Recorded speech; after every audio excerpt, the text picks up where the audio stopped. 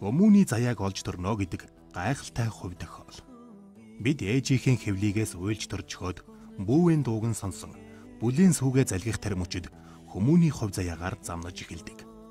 Өчигдөр өнөөдөр маргаашийн амьдралаа нэгэн нарны доор өөрийгөө тойрон хүрээлэх дотны хүмүүстэйгээ өнгөрүүлэх нь бидний хувьд хамгийн сайхан аз жаргал.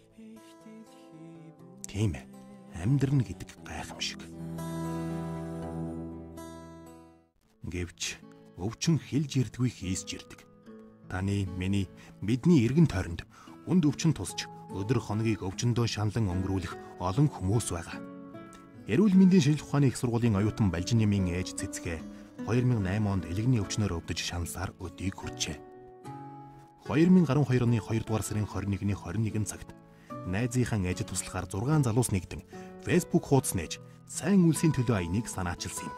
Анх Facebook хуудсыг 2013 оны 2 сарын 21-ний өдөр нисэн бид Facebook хуудас ашиглан цэцгэгчийн тухай мэдээллийг олонд татж эхэлсэн.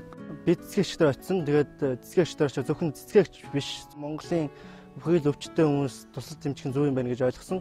Тэр үед бидэнтэй маш олон хүмүүс холбогдож байсан дундаас хамгийн бидэнтэй илгэсгээр нааштай хариу өгч холбогдсон нэвтрэг ах маань байсан. Тэдний санаачлагыг эдэр ууган дэмжиж, долоон залуус сайн үйлсийн төлөө төрийн бус буйны байгууллагыг нээн одон нийтийн мэдээллийн сүлжээгээр Монголын ард түмнийг сайн үйлсийн аянд нэгтгэхийг уриалж эхэлсэн юм. Аян уран жихлээд 10 хоноогүй байхад сайн үйлсийн төлөө Facebook хуудсанд аяныг дэмжсэн хандлт 2000 давчхаад байгаа юм. Сайхан сэтгэлийн үр 1000 дахин үрждэгэ гэдгийн жишээ энэ гэлтэй. Сайн үйлсийн төлөө аянд олон зуун залуус нэгдэн хандивын харьцгийг барин хотоор аялж энэ ажилд жирийн иргэдээс эхлээд урлаг спортын одод тэрч байтугай хөгжлийн бэрхшээлтэй яригдаж тус нэмрээ хандивлж байсан. Надад ч Монголын хувь спорт маш баяртай гэж. Би заавал итгэрнэ.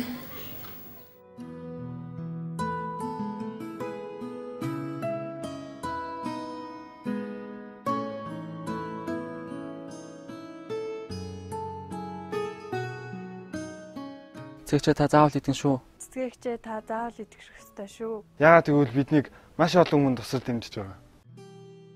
Хэдий бид хүн бүхэн тусалж чадахгүйч хүн бүхэн хэн нэгэнд тусалж чадна. Итгэл найдвар гэдэг ямар ч зовлон бэрхшээлийг даван туулах хүч. Та бүхэн сайн үйлсийн төлөө өөрсдийн багхан ч гэсэн хувь нэмрийг оруулж чадна. Сайн үйлс дэлгэрэх болтугай.